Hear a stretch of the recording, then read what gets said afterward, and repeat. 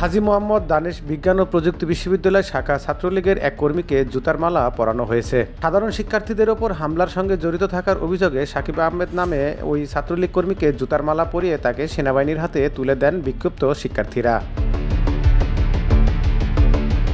Agriculture engineering বিভাগের ১৯ ব্যাচের শিক্ষার্থী ও ছাত্রলীগ কর্মী সাকিব পরীক্ষায় অংশগ্রহণ করতে আসলে ডিপার্টমেন্টের সাধারণ শিক্ষার্থীরা সেনাবাহিনীকে ফোন দেন।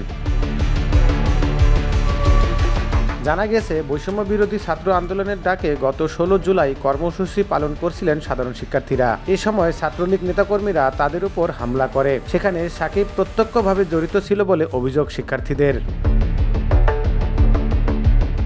সবশেষ সাকিবের ক্যাম্পাসে আসার খবর ছড়িয়ে পড়লে অন্যান্য শিক্ষার্থীরাও সেখানে এসে জড়ো হন। এক পর্যায়ে তাকে জুতার মালা পরিয়ে ক্যাম্পাসের প্রধান ফটকের দিকে আনা হয়। পরে সেনাবাহিনীর সদস্যরা এলে তাদের উপস্থিতি সাকিব সাধারণ শিক্ষার্থীদের কাছে হামলার বিষয়ে ক্ষমা চান এবং ভবিষ্যতে কোনো রাজনৈতিক দলের সঙ্গে যুক্ত হবে না বলেও ঘোষণা দেন।